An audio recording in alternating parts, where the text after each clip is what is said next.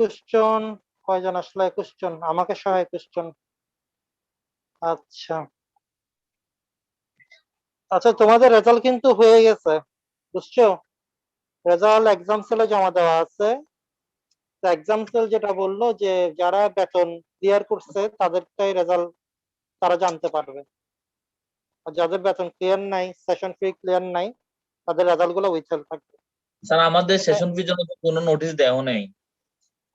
Session ফি তো দিতে হয়, এটা সবাই জানে, এটা তো নোটিশ ফি দেওয়ার কিছু নাই, তো ওটা তাই একটা না? নোটিশ দেয়, অফিসিয়াল একটা নোটিশ দেয়, নোটিশ তো আমরা স্যার পাই নাই, কখন দিতে হবে ওটা কোনো দেওয়া নেই। নোটিশে পাও নাই? না স্যার, কোনো কেন? নোটিশই এখানে দেয় তো নাই। এমবিবিএস এর ক্ষেত্রে তো আমাদের আহ, কেন তোমাদের সাথে সবুজ স্যারের যে মিটিং হয়েছিল ওখানে বলা হয়েছিল না? না স্যার, ওই যে আমরা সবাই ছিলাম সবুজ স্যার। সেশন ফি সম্পর্কে ওরকম কিছু বলে না। একটা স্যার নোটিশ দেয় না স্যার, আমাদেরকে স্যার কোনো নোটিশই দেয় নাই যে সেশন ফি দিতে হবে।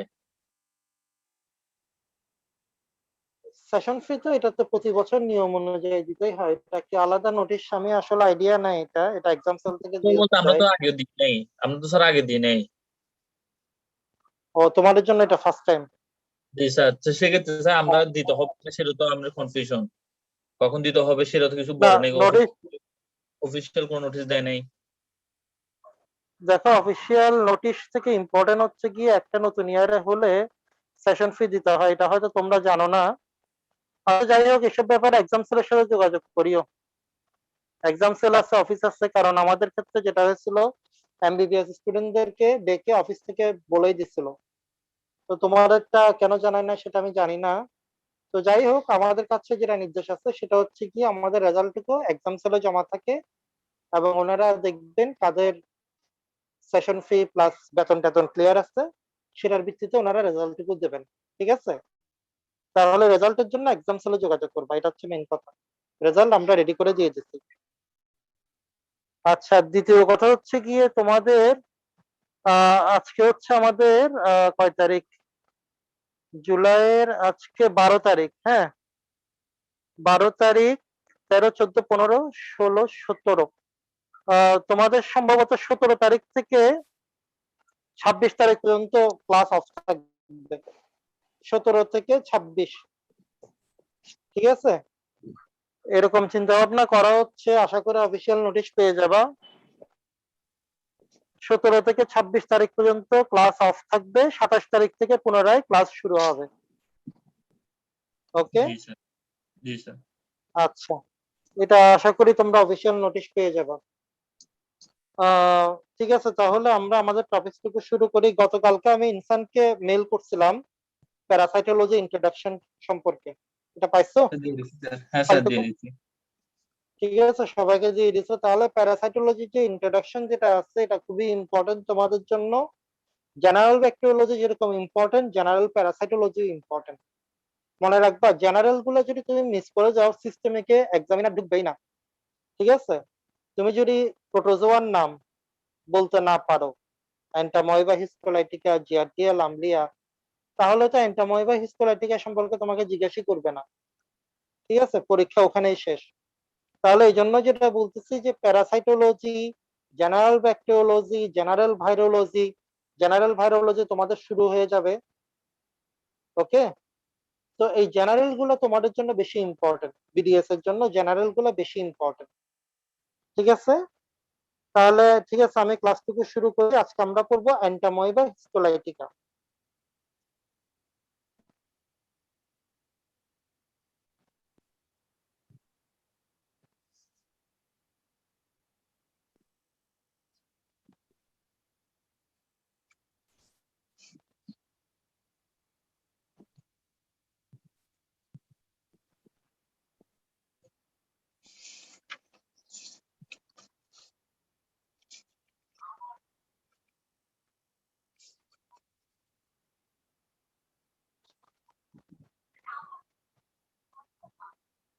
দেখা যাচ্ছে?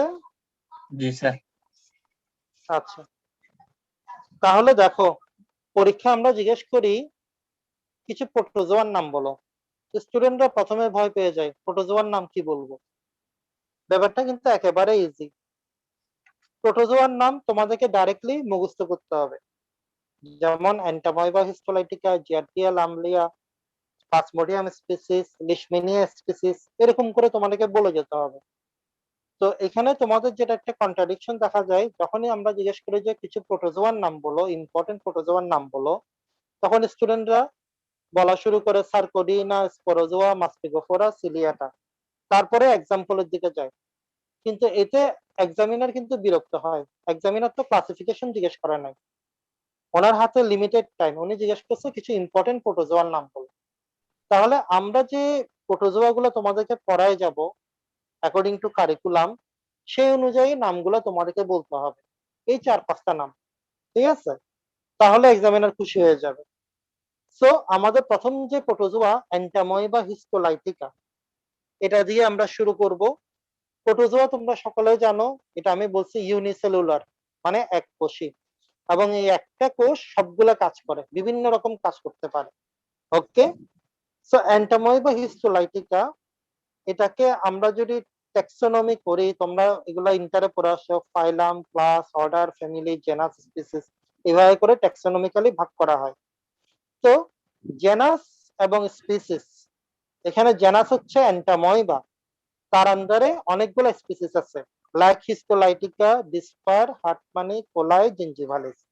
ওকে, তাদের মধ্যে আমরা শুধুমাত্র এন্টাময়বা হিস্টোলাইটিকা নিয়ে পড়বো, তার কারণ হচ্ছে গিয়ে এটা হিউম্যানের জন্য প্যাথোজেনিক, বাকিগুলা নন প্যাথোজেনিক, মানে বাকিগুলা মানুষের ডিজিজ করে না। ওকে, কথা কিন্তু বোঝা যাচ্ছে না, কেটে কেটে আসতেছে। কেটে কেটে আসতেছে। স্যার ক্লিয়ার আছে স্যার।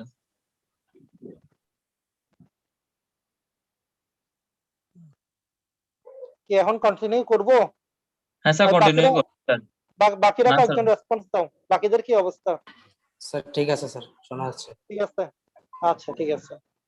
তাহলে আমি যেটা বলতে চাচ্ছিলাম যে জেনাস হচ্ছে এন্টাময়বা, স্পিসিস হচ্ছে এই কয়েকটা। তার মধ্যে হিস্টোলাইটিকা নিয়ে আমরা কেন পড়বো? কারণ এটা হিউম্যানের জন্য প্যাথোজেনিক। তো পরীক্ষায় বাকি স্পিসিস গুলোর নামও জিজ্ঞাসা করে, তাহলে তোমাকে এই ডিসপার, হার্টমানি, কোলাই, জিঞ্জিভালিস, এই 4টা নাম মনে রাখতে হবে। এইবার দেখো এন্টাময়বা হিস্টোলাইটিকা। বেসিক্যালি এন্টাময়বা হিস্টোলাইটিকা কি ডিজিজ করে? এটা করে অ্যামিবিক ডিসেন্ট্রি এবং অ্যামিবিক লিভার অ্যাবসেস। তোমরা ডিসেন্ট্রি শব্দটুকু আগেও শুনছো। ওকে, বেসিলারি ডিসেন্ট্রি। তাহলে মনে রাখবা বেসিক্যালি ডিসেন্ট্রি দুই রকম, একটা হচ্ছে অ্যামিবিক ডিসেন্ট্রি আর একটা হচ্ছে বেসিলারি ডিসেন্ট্রি। অ্যামিবিক ডিসেন্ট্রি এন্টাময়বা হিস্টোলাইটিকা, আর বেসিলারি ডিসেন্ট্রির জন্য দায়ী হচ্ছে কে বলতো? শিজেলা। শিজেলা। পরীক্ষায় কিন্তু এটা জিজ্ঞেস করে। ওকে, তাহলে এন্টাময়বা হিস্টোলাইটিকা কি ডিজিজ করে ডাইরেক্টলি জিজ্ঞেস করলে আনসার বলবো দুইটা, অ্যামিবিক ডিজিজ, অ্যামিবিক ডিসেন্ট্রি এবং অ্যামিবিক লিভার অ্যাবসেস। এবার দেখো আমি তোমাদেরকে গত ক্লাসে বলছি, একটু তাড়াহুড়া হয়েছিল, যে প্রোটোলজিক্যাল ফর্মে থাকে, একটা হচ্ছে ট্রপোজয়েড আর একটা হচ্ছে গিয়ে সিস্ট। ওকে, তাহলে এন্টাময়বা হিস্টোলাইটিকা যেহেতু একটা প্রোটোজোয়া, তার কাছেও কিন্তু ট্রপোজয়েড এবং সিস এই দুইটা ফর্ম থাকে। ওকে, তাহলে ট্রপোজয়েড জিনিসটা হচ্ছে গিয়ে মোটাইল, কিন্তু মোটিলিটি নাই। সিস হচ্ছে ব্যাকটেরিয়াল স্পোরের মতো। ওকে, কিন্তু ট্রপোজয়েড ফর্মটা হচ্ছে গিয়ে নড়াচড়া করতে পারে। সো এই যে ট্রপোজয়েড যেটা আছে এন্টাময়বা হিস্টোলাইটিকা, তার একটা ক্যারেক্টারিস্টিক আছে, সেটা হচ্ছে গিয়ে তার ভিতরে, সে যখন মানুষের ভিতরে এন্টার করে তখন সে আরবিসি কিছু ইনজেস্ট করতে পারে। ঠিক আছে, সো এন্ডোপ্লাজম মে কন্টেন আরবিসি, এই পয়েন্টটুকু ইম্পর্টেন্ট। কারণ যেগুলো নন প্যাথোজেনিক আছে, এই যে জিঞ্জিভালিক, কোলাই, হার্টমানি, সেগুলোর ভিতরে কিন্তু আরবিসি থাকে না, সেগুলা ট্রপোজয়েড ফর্মের ভিতরে আরবিসি থাকে না। ওকে, তাহলে এন্ডোপ্লাজম মে কন্টেন আরবিসি, এই পয়েন্টটুকু ইম্পর্টেন্ট। আর সিস্ট, সিস্ট হচ্ছে বেশ কিছু ক্যারেক্টারিস্টিক আছে। সো এটার একটা ইম্পর্টেন্ট ক্যারেক্টারিস্টিক হচ্ছে গিয়ে 4 নিউক্লি ইন ম্যাচিউর সিস্ট, এই পয়েন্টটুকু খুব বেশি গুরুত্বপূর্ণ। দেখো সিস্ট হচ্ছে ইনফেক্টিভ ফর্ম এবং ট্রপোজয়েড হচ্ছে গিয়ে প্যাথোজেনিক ফর্ম। দ্যাট মিনস এই অর্গানিজমটা, এই প্যারাসাইটটা সিস ফর্মে তোমার শরীরে ঢুকবে। ওকে, সিস থেকে ট্রপোজয়েড বের হবে এবং ট্রপোজয়েডটা তোমার শরীরে বিভিন্ন রকম ডিজিজ প্রডিউস করতে পারে। ওকে, সো এই যে সিস ফর্মটা আছে সেটা ম্যাচিউর হতে পারে, ইমেচিউর হতে পারে। ইমেচিউর যেটা, সেটা তোমার শরীরে কোনো ডিজিজ করবে না। ওকে, কিন্তু যেটা ম্যাচিউর সিস বলতে আমরা বুঝি একটা সিস্টের ভিতরে 4টা নিউক্লিয়াস। ওকে, তাহলে এই ম্যাচিউর সিসটা তোমার জন্য গুরুত্বপূর্ণ। তাহলে ম্যাচিউর সিস না হলে অর্গানিজমটা কিন্তু তোমার শরীরে ডিজিজ করতে পারবে না। এই কারণে এই অংশটুকু আমি বোল্ড করে দিচ্ছি, 4 nuclei in mature cyst. So আমাদের প্যারাসাইটোলজির মধ্যে ওদের লাইফ সাইকেলটা খুব বেশি গুরুত্বপূর্ণ। প্যারাসাইটের লাইফ সাইকেল যদি তুমি জানো, তার ডিজিজ সম্পর্কে জানতে পারবে। সো লাইফ সাইকেলে আমরা যদি এট এ গ্ল্যান্স দেখি, host, man is the only host. তোমাদেরকে কিন্তু আমি আগেই বলছি, হোস্ট প্যারাসাইট এই দুটো জিনিস। ডেফিনিটিভ হোস্ট কি? ডেফিনিটিভ হোস্ট হচ্ছে গিয়ে যে হোস্টের মধ্যে সেক্সুয়াল স্টেজ অফ প্যারাসাইটটুকু পারসিস্ট করে। Infective stage, mature quadrinucleated cis, এই শব্দটুকু খুব বেশি গুরুত্বপূর্ণ, খুব খুব খুব বেশি গুরুত্বপূর্ণ। ঠিক আছে, আমি তোমাদেরকে আগেই বলছি, যে সিস্টের ভিতরে 4টার কম নিউক্লিয়াস থাকবে সেটা ইনফেক্টিভ না। তো পরীক্ষায় কিন্তু ডাইরেক্টলি জিজ্ঞেস করা হয় ইনফেক্টিভ স্টেজের নাম বলো, তোমাদের আনসার হবে mature quadrinucleated cyst. Root of infection, feco oral route. Pathogenic stage, trophozoite. Site of lesion, large intestine. Diagnostic stage, cyst and trophozoite. তাহলে বেসিক্যালি পরীক্ষায় তোমাদেরকে যেগুলো জিজ্ঞেস করবে সেগুলো আমি একটা স্লাইডে নিয়ে আসছি। এখানে প্রত্যেকটা point important. Root of entry, infective form, কোথায় লিশন হয়, ডায়াগনোসিস করে আমরা কি কি পেতে পারি।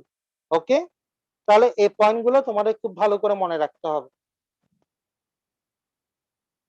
সো ডাইজেস্টিভ ট্র্যাক্টের অ্যানাটমি তোমরা পড়ে আসছো কিছুদিন আগে, যে আমরা আসলে ইন্টেস্টাইনকে যদি আমরা হিস্টোলজি দেখি, ভিতর থেকে বাইরে মিউকোসা, সাবমিউকোসা, মাস্কুলার লেয়ার এবং serosa. Mucosa, submucosa, muscular layer এবং সেরোসা। তাহলে একটা ইন্টেস্টাইন সোজা কথা একটা পাইপ, তাহলে পাইপের একটা কি থাকে, লুমেন থাকে। ওই লুমেনের ভিতর থেকে বাইরে যদি আমরা চিন্তা করি, মিউকোসা, সাবমিউকোসা, মাস্কুলার লেয়ার এবং সেরোসা। ওকে, তাহলে দেখো আমাদেরকে একটু লাইফ সাইকেলটা জানতে হবে, লাইফ সাইকেলটা পরীক্ষায় আসে। তাহলে এখন দেখো কিভাবে এই অ্যান্টাময়েবা হিস্টোলাইটিকা তাদের লাইফ সাইকেলটা হিউম্যান বডিতে পারসিস্ট করায়। প্রথমে দেখো, man acquire infection by swallowing food and water contaminated with cyst. তাহলে কিভাবে হবে, আমরা যে বাইরে খাবার দাবার খাই সেখানে ফুড এবং ওয়াটার যেটা সিস্ট দ্বারা কন্টামিনেটেড, সেটা ইনজেস্ট করলাম।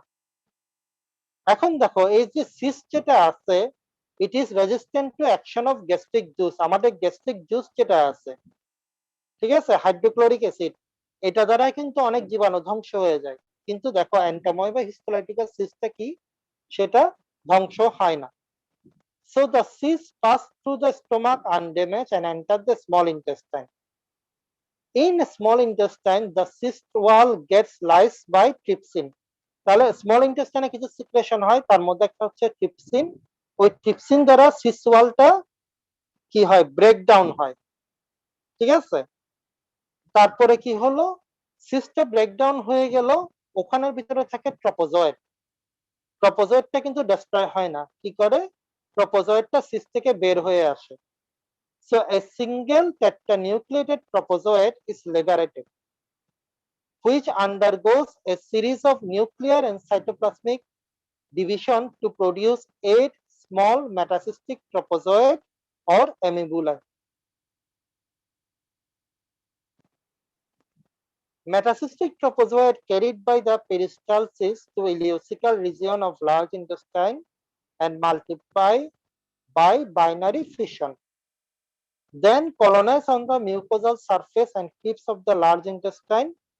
In majority of individual, trophozoite don't cause any lesion, transform into cysts and are excreted in feces. Thus continuation of the life cycle. তাহলে তার সিঙ্গেল তার লাইফ সাইকেলটা আমি একটা সিম্পল ফর্মে বুঝাই দিলাম। তোমার শরীরে সিস ফর্মে ঢুকবে, ট্রপোজোয়েটে কনভার্ট হবে, আবার সিস্ট হিসাবে বের হয়ে যাবে। এটা হচ্ছে simple form of life cycle.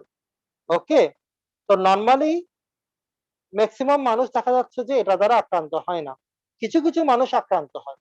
তখন এই আমাদের amoebic dysentery plus amoebic liver abscess plus অন্যান্য কিছু হয়ে থাকে। তাহলে এই যে লাইফ সাইকেলটুকু দেখো, পয়েন্টারটুকু দেখা যাচ্ছে? জি স্যার। তাহলে দেখো, কন্টামিনেটেড ফুড এবং ড্রিঙ্কের মাধ্যমে ম্যাচিউর কোয়াড্রিনিউক্লিয়েটেড সিস, ঠিক আছে, ম্যাচিউর কোয়াড্রিনিউক্লিয়েটেড সিস এখানে বলা হয়েছে। হ্যাঁ, 4টা নিউক্লিয়াস দেখা যাচ্ছে, একটা সিস্টের ভিতরে 4টা নিউক্লিয়াস। তাহলে কন্টামিনেটেড ফুড এবং ড্রিঙ্কের মাধ্যমে এটা প্রবেশ করলো, যখন স্মল ইন্টেস্টাইনে আসলো তখন সিস ওয়ালটুকু কি হলো, ডিসরাপ্টেড হয়ে গেল। সেখান থেকে ট্রপোজয়েড ফর্মটা, এটাকে আমরা বলি ইয়াং ট্রপোজয়েড, ট্রপোজয়েড ফর্মটুকু লিবারেট হলো এবং সেটা কি নিউক্লিয়াস এবং সাইটোপ্লাজমিক ডিভিশন হলো। এবং ডিভিশন হওয়ার পরে একটা সিস থেকে একটা ইয়াং ট্রপোজয়েড বের হয়েছিল, সেগুলা প্রত্যেকটা নিউক্লিয়াস নিয়ে আলাদা হয়ে যাবে। তাহলে একটা সিস থেকে তুমি 8টা, আলটিমেটলি 8টা ট্রপোজয়েড পাইলাম। একটা সিস থেকে আলটিমেটলি 8টা ট্রপোজয়েড পাইলাম, ঠিক আছে। তাহলে চিন্তা করে দেখো, বেশি পরিমাণ সিস যদি প্রবেশ করে তাহলে কি সমস্যা হতে পারে। সো আলটিমেটলি 8টা ট্রপোজয়েড কি হবে, intestinal tract, small intestine, large intestine pass করলো, পাস করলো, পাস করলো, পাস করে যখন অ্যানাল ক্যানাল রিজিয়নে, রেকটাম রিজিয়নে চলে আসলো, তখন ওই ট্রপোজয়েডটা আবার সিস্টে কনভার্ট হয়ে যায়, ঠিক আছে। কারণ সে সেন্স করতে পারে যে তাকে আলটিমেটলি এনভায়রনমেন্টে চলে আসতে হবে। তো ট্রপোজয়েডটা একটু নাজুক ফর্ম, ঠিক আছে। ওই একটু নাজুক হওয়ার কারণে আলটিমেটলি সে কি করে, একটু রাফ ফর্মে, ব্যাকটেরিয়া যেমন স্পোরে কনভার্ট হয়ে যায়, একইভাবে এই ট্রপোজয়েডটাও সিস্টে কনভার্ট হয়ে যায়। তারপরে স্টুলের সাথে আলটিমেটলি পাস করে এনভায়রনমেন্টে চলে আসে। তাহলে এটাই হচ্ছে গিয়ে তার লাইফ সাইকেল। প্রথমে সিস্ট ঢুকবে, সিস্টটা ট্রপোজয়েটে কনভার্ট হবে এবং ট্রপোজয়েটটা আবার সিস্টে কনভার্ট হয়ে এনভায়রনমেন্টে স্টুলের সাথে পাস করবে। ওকে, তাহলে আমরা কি জানলাম যে একটা সিস্ট থেকে আলটিমেটলি 8টা ট্রপোজয়েট তৈরি হয় এবং 8টা ট্রপোজয়েট যখন এনভায়রনমেন্টে চলে আসে তখন এই ট্রপোজয়েট গুলা সিস ফর্মেই আলটিমেটলি কনভার্ট হয়ে এনভায়রনমেন্টে চলে আসে। তাহলে একটা সিস ঢুকলে তার বিপরীতে স্টুলের সাথে পাস করতেছে 8টা সিস, ঠিক আছে। তাহলে এভাবে কিন্তু এটা ছড়ায় যেতে পারে। আচ্ছা, এখন দেখো, আমরা তো লাইফ সাইকেলটুকু আলোচনা করলাম, সিস, ট্রপোজয়েট, সিস, কোনো সমস্যা না করলে তো সমস্যা নাই। কিন্তু যদি সমস্যা করে তাহলে কি সমস্যা করবে এবং কি কি কারণে সমস্যা করবে সেটা আমাদেরকে জানতে হবে।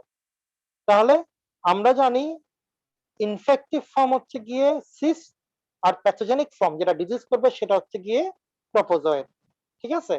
সো এই ট্রপোজয়েডের কাছে কিছু ভিরুলেন্স ফ্যাক্টর থাকে, ব্যাকটেরিয়ার কাছে যেমন একটা টক্সিন থাকে, ওকে, পিলাই থাকে, ফ্লাজেলা থাকে, একইভাবে এই ট্রপোজয়েডের কাছেও কিছু ভিরুলেন্স ফ্যাক্টর থাকে এবং এই ভিরুলেন্স ফ্যাক্টরের কারণে আমাদের শরীরে amoebic dysentery, amoebic liver abscess হয়ে থাকে। সেই ভিরুলেন্স ফ্যাক্টর গুলোর নাম আমাদেরকে একটু জানতে হবে। একটা হচ্ছে galactose and acetyl D galactosamine specific lectin, ঠিক আছে। নামটুকু একটু কঠিন, একবার দুইবার প্র্যাকটিস করবা ঠিক হয়ে যাবে। তাহলে এই জিনিসটা কি করে, এটা একটা কার্বোহাইড্রেট, এটা দিয়ে আলটিমেটলি আমাদের ট্রপোজয়েড যেগুলো আছে, ইয়াং ট্রপোজয়েড যেটা লিবারেট হয়েছিল সেটা ইন্টেস্টাইনের সাথে বাইন্ড করে। ওকে, তারপরে হচ্ছে apoptotic killing of the host cell, তারপরে হচ্ছে pore forming protein causing necrotic death of host cell, তারপরে হচ্ছে অ্যান্টি কমপ্লিমেন্ট অ্যাক্টিভিটি, তারপরে ট্রপোজয়েডের মোটিলিটি এবং কিছু এনজাইম। তাহলে এই যে জিনিসগুলো দেখতেছো 1 2 3 4 5 6 ছয়টা ভিরুলেন্স ফ্যাক্টর আছে, তার মাঝে কিছু সাবডিভিশনে আছে। মোট কথা হচ্ছে এই ভিরুলেন্স ফ্যাক্টর গুলাই আলটিমেটলি ডিজিজ তৈরির পিছনে দায়ী। ঠিক আছে, তাহলে ভিরুলেন্স ফ্যাক্টর গুলো একটু তোমাদেরকে মুখস্থ করতে হবে। সো আমাদের অ্যান্টাময়বা হিস্টোলাইটিকা তোমরা দেখতেছো যে এটা ইন্টেস্টিনাল ট্র্যাক্টে মাধ্যমে ফিকোরাল রুটে এন্টার করে এবং জিআইটির মধ্যে থেকে আলটিমেটলি কি করে ডিজিজ প্রডিউস করতে পারে। সো প্রথম যে ডিজিজটুকু প্রডিউস হবে সেটা জিআইটির মধ্যেই হবে। ওকে, লার্জ ইন্টেস্টাইনে হবে। লার্জ ইন্টেস্টাইনাল ডিজিজটা যদি আরো বেশি গভীর হয় তখন সেটা এক্সট্রা ইন্টেস্টাইনে চলে যাবে। তাহলে দেখো আমাদেরকে আগে ইন্টেস্টিনাল অ্যামিবিয়াসিস সম্পর্কে জানতে হবে। আমরা লাইফ সাইকেলটুকু জানি যে সিস্ট প্রবেশ করছিল এবং সিস্ট থেকে ইয়াং ট্রোপোজয়েডটুকু রিলিজ হয়েছিল। ওকে, তাহলে ইয়াং ট্রোপোজয়েডের কাছে কি আছে? একটা স্পেসিফিক কার্বোহাইড্রেট আছে, গ্যাল অবলিক গ্যালনাক। তাহলে কি হলো, সে আমাদের ইন্টেস্টিনাল মিউকোজার সাথে বাইন্ড করলো। বাইন্ড করার পরে তার কাছে যে ভিরুলেন্স ফ্যাক্টর গুলো আছে সেগুলোর মাধ্যমে কি করলো, সে ইন্টেস্টিনাল যে সেলগুলো আছে সেগুলোকে ডিস্ট্রাকশন করা শুরু করলো। So colonization follows binding and then destruction by contact dependent cytolysis. That means say just binding করার পরে একটা কন্টাক্ট যে হলো, এই কন্টাক্টের ফলেই আলটিমেটলি আমাদের শরীরের মধ্যে সে বিভিন্ন রকম ভিরুলেন্স ফ্যাক্টর গুলো রিলিজ করা শুরু করলো। যেমন বিভিন্ন রকম এনজাইম ছিল, পোর ফর্মিং প্রোটিন ছিল ইত্যাদি। So invasion is facilitated by many factors like pore forming protein, protease, motility, and phagocytosis. Mucosal penetration by the amoeba produce discrete ulcer. Sometimes the invasion remains superficial and heals spontaneously. More often, the amoeba penetrates to submucosal layer and multiplies rapidly, causing lytic necrosis and thus forming an abscess. The abscess break down to form an ulcer. তাহলে basically এখানে কথাবার্তাগুলো কঠিন বললেও জিনিসটা কিন্তু আদতে সোজা। প্রথমে সে মিউকোজার সাথে বাইন্ড করবে বাই স্পেসিফিক লেকটিন। বাইন্ড করার পরে সে যখন সেলের সাথে কন্ট্যাক্টে আসলো সে তার ভিরুলেন্স ফ্যাক্টর গুলো রিলিজ করবে। আর এই ভিরুলেন্স ফ্যাক্টর রিলিজ হওয়ার কারণে কি হবে, এখানের মধ্যে কিছু আলসার ফরমেশন হবে। তোমাদেরকে আমি গত ক্লাসে মনে হয় বলছিলাম আলসার কাকে বলে। আলসার হচ্ছে গিয়ে ব্রিচ বা break in the continuity of epithelium. Okay, তো দেখা যায় যে এই আলসার যেটা আছে সেটা আপনা আপনি ভালো হয়ে যায়। ওকে, আর যদি ভালো না হয়, যদি অ্যামিবা পেনিট্রেট করে যায় মিউকোসা থেকে সাবমিউকোসাল লেয়ারে, তো সেখানে অ্যাবসেস ফর্মেশন হয়। এখন আমি যদি জিজ্ঞেস করি হোয়াট ইজ অ্যাবসেস, তোমরা কেউ বলতে পারবা?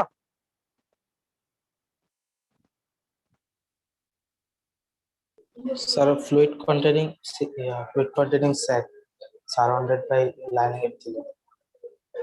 ফ্লুইড কন্টেনিং স্যাক, এটাকে বলা হয় সিস্ট, অ্যাবসেস বলে না।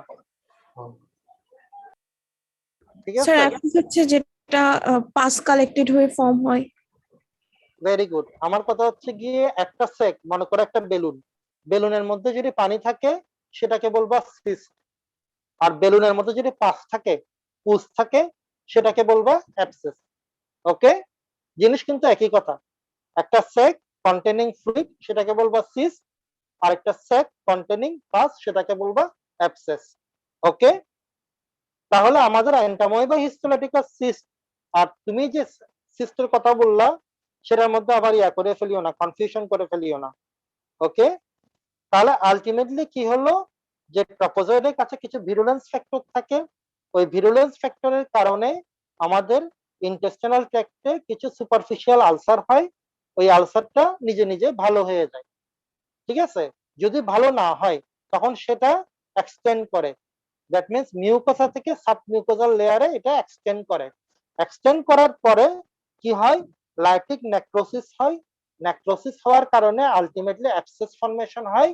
অ্যাবসেসটা ব্রেকডাউন হয়ে গেলে আর একটু লার্জ আলসার ফর্মেশন হয়। ঠিক আছে, তাহলে আলটিমেটলি যেটা হচ্ছে সেটা হচ্ছে কি আলসার।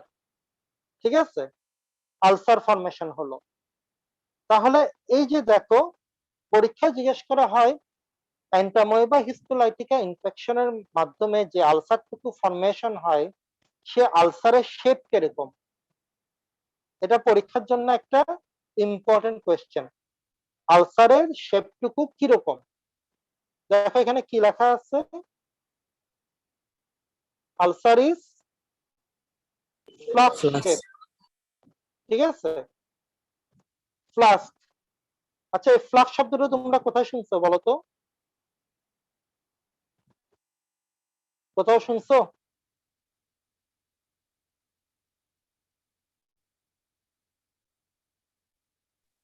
সবাই চুপ হয়ে গেল কেন? স্যার মনে আলসার করতেছে ইজ না। Flask shape. আহা, এখন তো সবাই পানির বোতল নিয়ে যাও স্কুল কলেজে বা এখানে। ওইটা আমাদের কথা সময় বলতেছে। আমরা যে স্কুলে যেতাম তখন আমাদের যে পানির ফ্লাস্ক ছিল, তোমরা নিয়ে গেছো কিনা জানি না। ঠিক জি আছে, স্যার। ওকে, এটা হচ্ছে গিয়ে ওই ফ্লাস্কের মতো shape.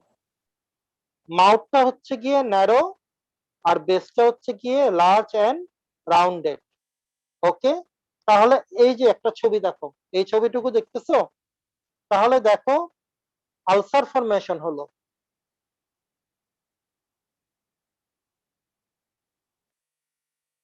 Mucosa, submucosa, muscular layer, serosa.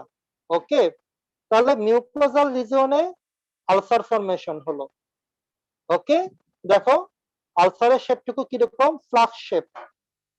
মুখটা ন্যারো আর বেসটা কি ব্রড এন্ড রাউন্ডেড। ঠিক আছে, তো পরীক্ষায় জিজ্ঞেস করা হয় এই যে এন্টাময়েবা হিস্টোলাইটিকা ইনফেকশনে ইন্টেস্টিনাল অ্যামিবিয়াসিস হলো, ওখানে যে আলসার ফরমেশন হয় আলসারের শেপটুকু কিরকম।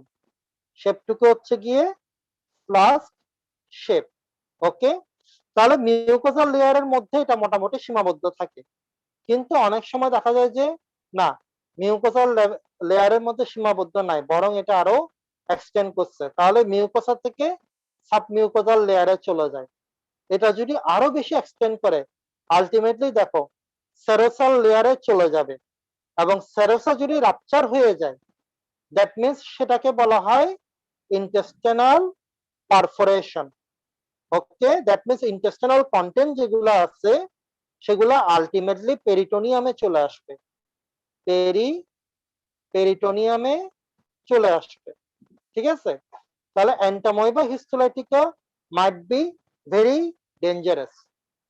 ঠিক আছে, যদি আলসারটা ভালো হয়ে যায় তো ভালো হয়ে গেল, যদি এক্সটেন্ড করে আলটিমেটলি কি হবে, সেরোসাল লেয়ার পর্যন্ত চলে আসবে, এবং সেরোসাল লেয়ার যদি এক্সটেন্ড করে যায় ultimately intestinal perforation, that means intestinal content গুলো পেরিটোনিয়ামে চলে আসবে। তাহলে এখান থেকে তোমার সেপটিক অনেক কন্ডিশন ক্রিয়েট হতে পারে। ঠিক আছে, ফিক্যাল ম্যাটার যদি তোমার পেরিটোনিয়ামে চলে আসে তাহলে আলটিমেটলি সেপ্টিসেমিয়া ডেভেলপ করতে পারে। ওকে, ওই জন্য এই প্যাথোজেনেসিসটুকু খুব বেশি গুরুত্বপূর্ণ। তাহলে আমরা জানলাম যে এন্টাময়েবা হিস্টোলাইটিকা কি করে, আলসার ফরমেশন করে, আর এই আলসারটা ফ্লাক্স শেপ। ঠিক আছে, আলসার ফরমেশনের জন্য দায়ী হচ্ছে কিছু ভিরুলেন্স ফ্যাক্টর, আর এই ভিরুলেন্স ফ্যাক্টর গুলোর নাম তোমাদেরকে মুখস্থ করতে হবে। ওকে, তাহলে ইন্টেস্টিনাল অ্যামিবিয়াসিসের বেশ কিছু কমপ্লিকেশন আছে, এগুলো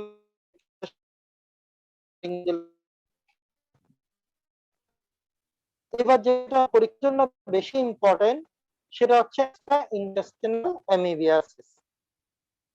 তাহলে আমরা ইন্টেস্টিনাল অ্যামিবিয়াসিস সম্পর্কে জানলাম, এখন আমরা জানবো extra intestinal amoebiasis.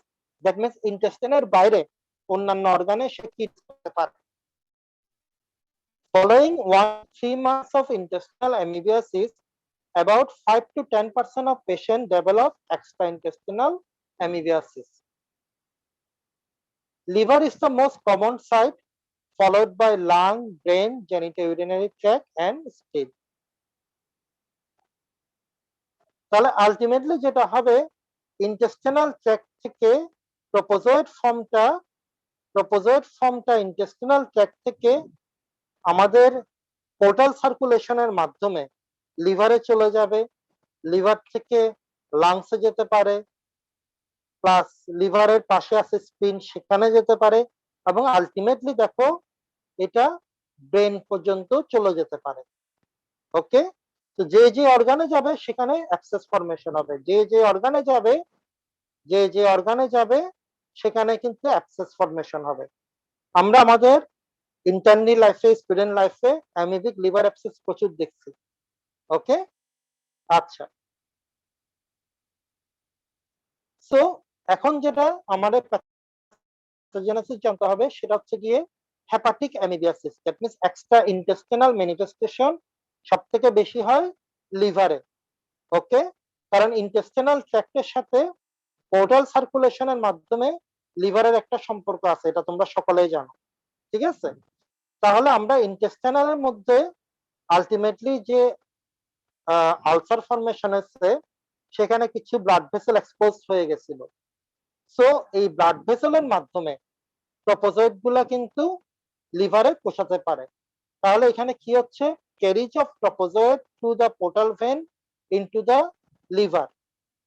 Amoebic trophozoite occlude the hepatic venule, leads to anoxic necrosis of the hepatocyte. Inflammatory response surrounding the hepatocyte leads to the formation of abscess. Okay, তাহলে একটা অ্যানক্সিক নেক্রোসিস করে ফেলে সে, কারণ লিভার নিজেই ব্লাড সাপ্লাই থেকে devoid হচ্ছে।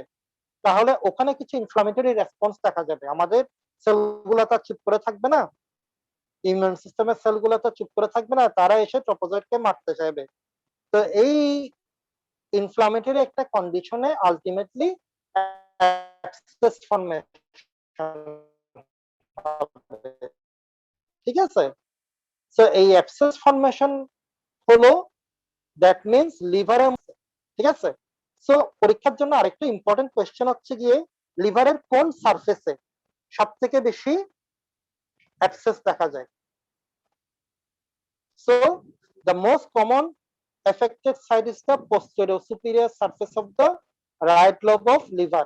তোমরা liver পড়ছো কিনা, অ্যানাটমিতে লিভার পড়ছো? হ্যাঁ স্যার, জি, পড়ছি স্যার। ঠিক আছে, তাহলে লিভারে তো তোমরা জানো আমরা এই যে সারফেস বর্ডার শিখতে শিখতে পাগলের মতো দশা। ঠিক আছে, তাহলে posterior superior surface of the right lobe of লিভারে দেখা যাচ্ছে যে অ্যামিবিক লিভার অ্যাবসেসটুকু হয়ে থাকে। এটা একটা ফাইন্ডিং আর কি। ওকে, সো পরীক্ষার জন্য আরেকটা ইম্পর্টেন্ট যেটা, সেটা হচ্ছে গিয়ে অ্যামিবিক লিভার অ্যাবসেস। তোমরা সকলে জানো অ্যাবসেস হচ্ছে একটা স্যাক কন্টেনিং পাস। তাহলে এই পাসের ক্যারেক্টারিস্টিক পরীক্ষায় আমাদের জন্য খুব বেশি গুরুত্বপূর্ণ। এটা রিটেনে আসে, ভাই জিজ্ঞেস করে। ঠিক আছে, তুমি একটা লিভার অ্যাবসেস পাইলা, ওখানে তুমি জানো পাস আছে। তো আমরা আসলে অ্যাবসেসের ট্রিটমেন্ট হচ্ছে গিয়ে ড্রেনেজ করা, ইনসিশন এবং ড্রেনেজ। একটা ছোট ছিদ্র করে দেব, তারপরে ওখানে আমরা একটা ক্যাথেটার প্রবেশ করাবো বা একটা টিউব প্রবেশ করাবো। ওই টিউব দিয়ে আলটিমেটলি পাসগুলা ড্রেন আউট হয়ে যাবে, বাইরে চলে আসবে। ঠিক আছে, সো এই যে পাসটা, এই পাসের ক্যারেক্টারিস্টিক সম্পর্কে আমাদেরকে জানতে হবে। ওকে, এটা কি জিনিস, ক্যারেক্টারিস্টিক দেখো, mixture of slough liver tissue and blood, chocolate brown in colour and thick in consistency. এই পয়েন্টটুকু খুব বেশি গুরুত্বপূর্ণ, পরীক্ষায় ভাইভাতে জিজ্ঞেস করে অ্যামিবিক লিভার অ্যাবসেসে তুমি যে পাসটুকু পাবা সেটার কালার কিরকম, তোমার আনসার হবে চকলেট ব্রাউন ইন কালার। তারপর জিজ্ঞেস করবে কনসিস্টেন্সি কিরকম, এটা ঘন নাকি পাতলা, তোমার আনসার হবে ঘন, ঠিক। Okay, and It is known as anchovy sauce pus. Okay, anchovy sauce হচ্ছে গিয়ে একটা স্পেশাল টাইপ অফ সস যেটা ফ্রান্সে পাওয়া যায়। ফ্রান্সে এটা কিন্তু একটা খুব নামকরা সস আর কি। হ্যাঁ, সো এটাকে বলা হয় অ্যানকোভি সস পাস, মানে দেখতে ওই সসের মতো। তারপরে আরেকটা ইম্পর্টেন্ট ফাইন্ডিং হচ্ছে গিয়ে ওই পাসের মধ্যে কোনো ব্যাকটেরিয়া থাকবে না, ব্যাকটেরিওলজিক্যালি স্টেরাইল। ওকে, আর বাকি যে দুই তিনটা পয়েন্ট আছে সেগুলো মুখস্থ করে নেব। এখানে মেইন পয়েন্ট হচ্ছে chocolate brown in colour, thick in consistency, known as anchovy sauce pus, and it is bacteriologically sterile. ওকে, এই পাসের মধ্যে তুমি কোনো ব্যাকটেরিয়া পাবা না। ওকে, তাহলে এই ক্যারেক্টারিস্টিকটুকু পরীক্ষার জন্য খুব বেশি গুরুত্বপূর্ণ। এবার আসো ল্যাব ডায়াগনোসিস। আমরা যেহেতু মাইক্রোবায়োলজির মানুষ, pathology, microbiology, all about lab diagnosis. Okay, তাহলে প্রথমে ল্যাব ডায়াগনোসিস করব কি আমরা, ইন্টেস্টাইনাল এমিবিয়াসিসে। ওকে, পরীক্ষা এটা জিজ্ঞেস করে। তাহলে তুমি এখানে স্যাম্পল কি কালেকশন করবা, যেহেতু ইন্টেস্টাইনাল ট্র্যাক্টের সমস্যা, ইন্টেস্টাইনাল ট্র্যাক্ট থেকে যে স্যাম্পলটুকু রিলিজ হয় সেটা হচ্ছে কি স্টুল। তাহলে তুমি স্টুল কালেকশন করবা। স্টুল কালেকশন করার পরে তুমি এটাকে মাইক্রোস্কোপিক্যালি এক্সামিন করতে হবে। ঠিক আছে, তো মাইক্রোস্কোপিক্যালি এক্সামিন করার জন্য আমরা দুই রকমের মেথড ইউজ করি, একটা হচ্ছে স্যালাইন মেথড আর আয়োডিন মাউন্ট। ঠিক আছে, জিনিসটা বেশি কিছু না, একটা স্লাইড নিই, ওই স্লাইডের মধ্যে আমরা এক ফোঁটা নর্মাল স্যালাইন দিই। ওকে, স্লাইডের আরেক প্রান্তে এক ফোঁটা আয়োডিন দিই। ওকে, তারপরে আমরা যে স্টুলটুকু কালেকশন করলাম সেটা একটা ম্যাচের স্টিক, মানে একটা কাঠি দিয়ে সামান্য স্টুল স্যাম্পল তুলে নিই এবং ওইটা কি করি, স্লাইডের মধ্যে নর্মাল স্যালাইন এবং আয়োডিনের সাথে মিক্স করে দিই। ঠিক আছে, মিক্স করার পরে আমরা উপরে একটা কভার স্লিপ দিয়ে দিই, কভার স্লিপ দিয়ে আমরা মাইক্রোস্কোপিক্যালি এক্সামিন করি। ওকে, এখানে তোমাদেরকে আমি পরবর্তীতে পড়াবো যে আয়োডিনটা কেন করা হয়, শুধু নর্মাল স্যালাইন দিয়ে কেন করা হয় না, আয়োডিন দিয়েও কেন এই জিনিসটা দেখা হয়, সেটা আমি তোমাদেরকে পরে জানাবো। সো স্টুল মাইক্রোস্কোপি করে আমরা দুইটা ফর্ম পাবো, একটা হচ্ছে ট্রপোজয়েড আর একটা হচ্ছে গিয়ে সিস্ট। এই সিস্টটা কোয়াড্রিনিউক্লিয়েটেড হতেও পারে, নাও পারে। ঠিক আছে, তাহলে তুমি এখানে মরফোলজিক্যালি দুইটা ফর্মই পাবা, একটা হচ্ছে ট্রপোজয়েড আর একটা হচ্ছে সিস্ট। তো বেসিক্যালি তোমরা যদি লাইফ সাইকেলটুকু দেখো, চিন্তা করে দেখো, সিস্ট ফর্মটা ঢুকছিল, ট্রপোজয়েডে কনভার্ট হয়েছিল, আবার সিস্ট হিসেবে বের হয়ে গেছে। ঠিক আছে, তাহলে সিস্ট ফর্মটুকু পাওয়ার সম্ভাবনা সব থেকে বেশি, কিন্তু তার যদি ইনফেকশন বেশি হয়ে যায়, ঠিক আছে, অ্যামিবিক ডিসেন্ট্রি, দ্যাট মিন্স তার কিন্তু লুজ মোশনের মতো হচ্ছে, তাহলে এখানে ট্রপোজয়েড ফর্মটাও তুমি পাবা। তো এখানে বলা হয় যে অ্যাকিউট কেসে তুমি ট্রপোজয়েড পাবা আর ক্রনিক কেসে সিস্ট পাবা। ঠিক আছে, তো পরীক্ষায় এত বেশি কথা বলার দরকার নাই, তোমরা আনসার করবা ট্রপোজয়েড এবং সিস্ট। আর ট্রপোজয়েডের মধ্যে একটা ইম্পর্টেন্ট ক্যারেক্টারিস্টিক কি, দে মে কন্টেন ইনজেস্টেড আরবিসি।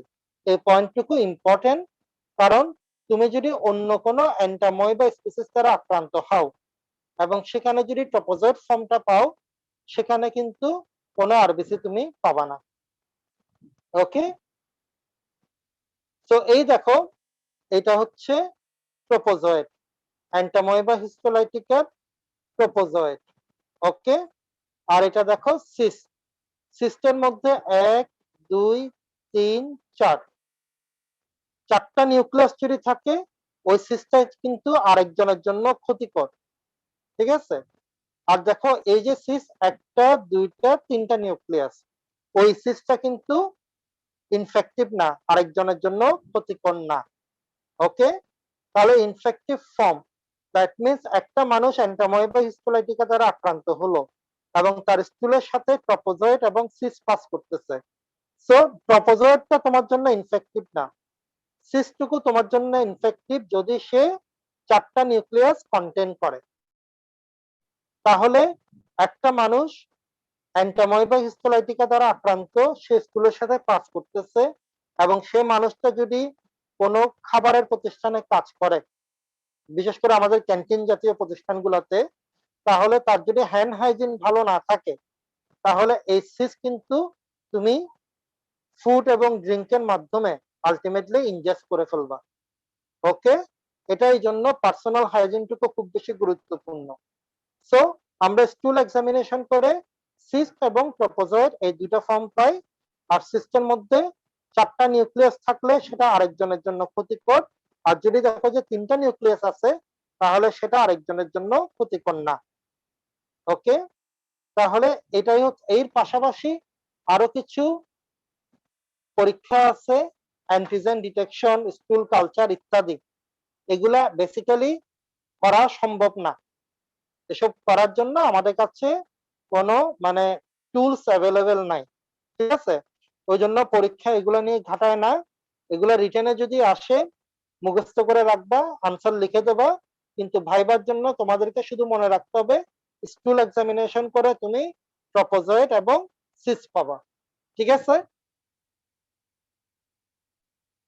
আর আরেকটা জিনিস জিজ্ঞেস করে মাঝে মাঝে, যেটা হচ্ছে গিয়ে lab diagnosis of amoebic liver abscess. তাহলে আলটিমেটলি এটা হচ্ছে গিয়ে microscopic examination of pass. Okay, microscopic examination of pass, তুমি যে পাসটুকু কালেক্ট করলা সেটা আলটিমেটলি যে ক্যারেক্টারিস্টিক আছে সেই ক্যারেক্টারিস্টিক গুলো তোমাদেরকে বলতে হবে, পাসের ক্যারেক্টারিস্টিক। ওকে, এছাড়া আর বেশি কিছু ইম্পর্টেন্ট কিছু নাই। Antigen detection by ELISA, antibody detection by বিভিন্ন মেথড। এই যে এলাইজা হচ্ছে গিয়ে এনজাইম লিঙ্ক ইমিউনোসরবেন্ট অ্যাসে, এটা পরীক্ষায় জিজ্ঞেস করে। এলাইজা মানে কি? Enzyme link immunosorbent as.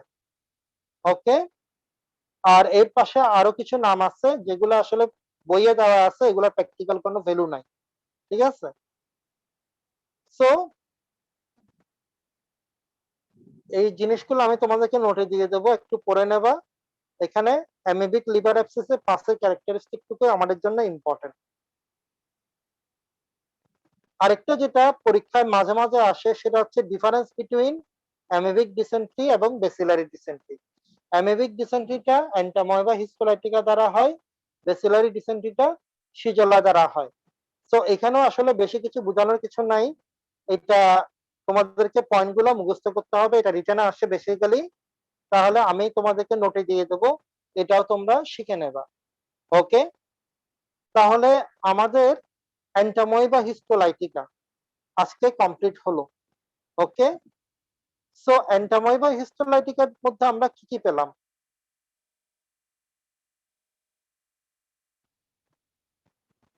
এন্টাময়বা হিস্টোলাইটিকার মধ্যে আমাদের কি কি শিখতে হবে? কথা শোনা যাচ্ছে আমার ঠিক মতো? জি স্যার। জি স্যার, শোনা যাচ্ছে স্যার। হ্যাঁ, তাহলে এন্টাময়বা হিস্টোলাইটিকা অনেক কিছু আছে পরীক্ষার জন্য কি কি ইম্পর্টেন্ট। একটা হচ্ছে গিয়ে এন্টাময়বা জেনাসের স্পিসিস গুলা। একটা তোমরা জানো হিস্টোলাইটিকা, তার পাশাপাশি বিস্পার, কোলাই, হার্টমানি, জিঞ্জিভালিস। ওকে, আচ্ছা, তারপরে life cycle at a glance যেটা বললাম, যে আমার ইনফেক্টিভ ফর্ম কোনটা, রুট অফ এন্ট্রি কোনটা, প্যাথোজেনিক ফর্ম কোনটা, সাইট অফ লিশন কোথায়, এগুলা। তারপরে হচ্ছে লাইফ সাইকেলটুকু পরীক্ষায় আসে। তো লাইফ সাইকেলটুকু ফর্মুলা কি? সিস ঢুকবে, ট্রপোজয়েডে কনভার্ট হবে, আবার ট্রপোজয়েডটা সিসে কনভার্ট হয়ে স্টুলের সাথে বের হয়ে যাবে, ঠিক আছে? এটা হচ্ছে তার সিম্পল লাইফ সাইকেল। এখন যদি সে সমস্যা করে, তাহলে কি সমস্যা করতে পারে? ট্রপোজয়েডের কাছে কিছু ভিরুলেন্স ফ্যাক্টর আছে, ওই ভিরুলেন্স ফ্যাক্টর গুলা কি করে, ইন্টেস্টিনাল যে সেলগুলো আছে আমাদের, প্রথমে মিউকোসার সাথে বাইন্ড করে, তারপর সেলগুলাকে কি করে, ডিসরাপ্টেড করা শুরু করে, ঠিক আছে? ডিসরাপ্টেড করবে কেন? সে কন্টাক্ট ডিপেন্ডেন্ট সাইটোলাইসিস করে, তার কারণ হচ্ছে তার কাছে কিছু ভিরুলেন্স ফ্যাক্টর আছে। তাহলে এই ভিরুলেন্স ফ্যাক্টরের কারণে সাইটোলাইসিস হয়ে যায়, আলটিমেটলি যেটা হয় সেটা হচ্ছে গিয়ে আলসার। এই আলসারটুকু নিজে নিজেই ভালো হয়ে যায়, ফিলস স্পন্টেনিয়াসলি। কিন্তু যদি ভালো না হয় তাহলে আলসারটুকু আরেকটু ডিপে চলে যায়।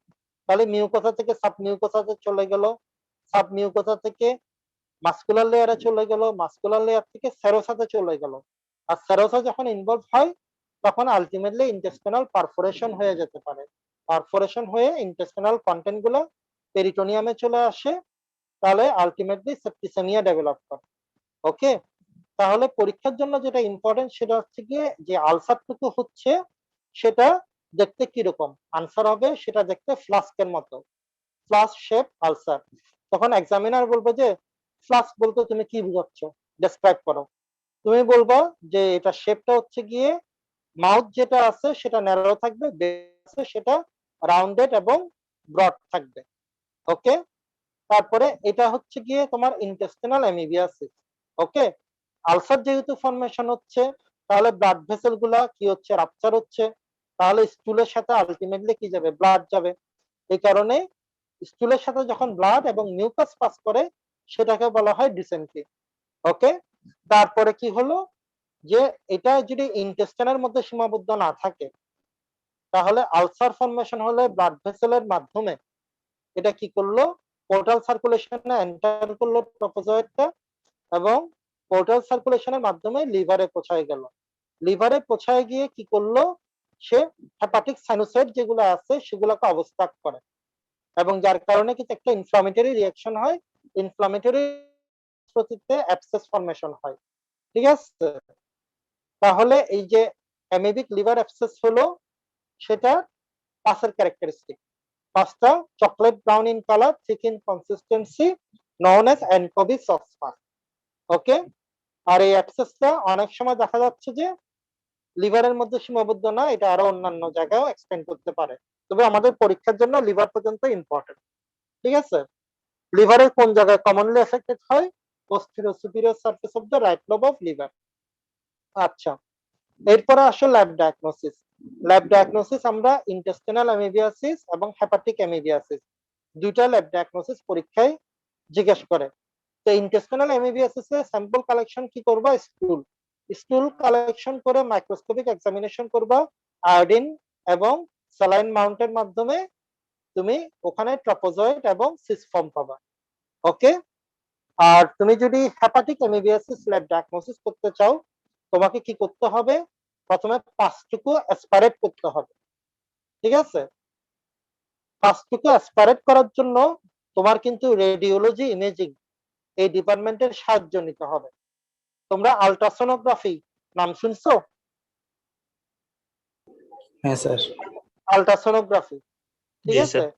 আলট্রাসোনোগ্রাফির মাধ্যমে অনেকে হয়তো করাইছো যে আলটিমেটলি একটা মনিটরের মধ্যে তোমার অ্যাবডোমিনাল ভিসেরা বা ইন্টারনাল অর্গান গুলা কিন্তু মনিটরে দেখা যায়। তাহলে আলট্রাসোনোগ্রাফি করে তুমি তোমার লিভারটুকু দেখলা এবং লিভারের মধ্যে একটা স্যাক পেলা যেখানের মধ্যে পাস আছে, তাহলে যেটা করতে হবে, একটা ছোট একটা অপারেশন করতে হবে। অপারেশন কি, সেটা হচ্ছে গিয়ে ওখানের মধ্যে তোমার একটা নিডল ঢুকাই দিতে হবে, যে জায়গায় লিশনটা হয়েছে সে জায়গায় একটা নিডল ঢুকাই দিতে হবে। ওই নিডলের পিছনে থাকবে একটা নল বা টিউব। ঠিক আছে, নিডলটা যদি তুমি ঠিক জায়গায় প্রেস করতে পারো, তাহলে আলটিমেটলি পাস যেগুলো আছে সেগুলো নলের মাধ্যমে বা টিউবের মাধ্যমে বাইরে বের করে আনা সম্ভব। ওকে, তাহলে এরপরে তুমি পাসের ক্যারেক্টারিস্টিক গুলো বর্ণনা করবে।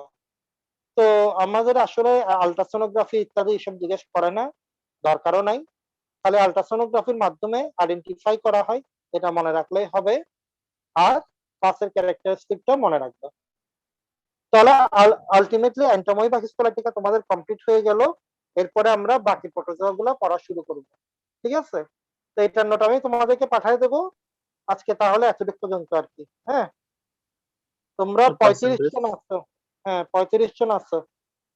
নাই কে?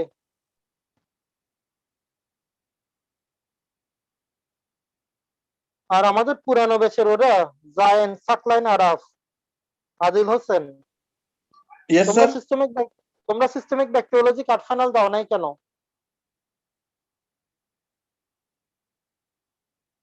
তোমরা সিস্টেমিক ব্যাকটেরিওলজি কার্ড ফাইনাল দাও নাই কেন? আব্দুল্লাহ ছাড়া তো কেউ দেয় নাই। মানে এগুলা করে তোমরা কি প্রমাণ করতে যাচ্ছ বুঝতেছি না, তোমাদের ইমপ্রেশন দিনকে দিন খারাপ হচ্ছে। এই যে আমরা এই পরীক্ষাগুলো নিচ্ছি, এই পরীক্ষাগুলো আলটিমেটলি কিসের জন্য? প্রফে পাস করানোর জন্য। তোমাদের জন্য এতগুলা পরীক্ষা নিচ্ছি, এই যে কোয়েশ্চেন গুলা বলতেছি, আনসার গুলা নিচ্ছি, এই যে প্র্যাকটিস গুলা, এগুলা করা হচ্ছে শুধুমাত্র প্রফের জন্য। প্রফে তুমি 5 থেকে 7 মিনিটের মতো সময় পাবা। এই 5 থেকে 7 মিনিটই তোমার ক্যারিয়ারটাকে ডিফাইন করে দেবে। পাস করলে তো ভালো, না হলে ফেল। আমাদের 14 ব্যাচের অনেক ভালো ভালো স্টুডেন্ট ফেল করে গেছে, কারণ এই 5 থেকে 6 মিনিটে সে পারফরমেন্স দেখাতে পারে নাই। তো এখানে আমরা তোমাদের জন্য পরীক্ষাগুলো রাখতেছি, তোমরা পরীক্ষা দিচ্ছ না। তো আর তোমাদের যে টার্ম নিছি আমরা, রিটেনটা নিছি, এটার কিন্তু ভাইবা বাকি আছে। ভাইবাটা কিন্তু আমরা ফিজিক্যালি নেব। তো এখন তুমি যে সিস্টেমিক ব্যাকটেরিওলজিটা দিলা না, এটা আলটিমেটলি তো তোমাদেরই ক্ষতি। তুমি এখন যদি প্র্যাকটিস গুলো না করো, ভাইবা টেবিলে গিয়ে তুমি কি পারবা? চিটাগং মেডিকেলে আমি পরীক্ষা নিতে গেছিলাম, নাসরিন আপা পরীক্ষা নিতে গেছিল। চিটাগং মেডিকেলে 50 জন স্টুডেন্টের মধ্যে 18 জন ফেল করছে আমাদের হাতে। 18 জন। প্যাথোলজি মাইক্রোবায়োলজিতে 18 জন ফেল করছে চিটাগং মেডিকেলে। আর আমাদের মেডিকেলে প্যাথোলজি মাইক্রোবায়োলজি ফেল করছে 8 জন, 56 জনের মধ্যে 8 জন। আমরা স্টুডেন্টদেরকে এভাবে প্রিপেয়ার করাই, চিটাগং মেডিকেলে এটা করতে পারে নাই, ওই জন্য 18 জন ফেল করছে।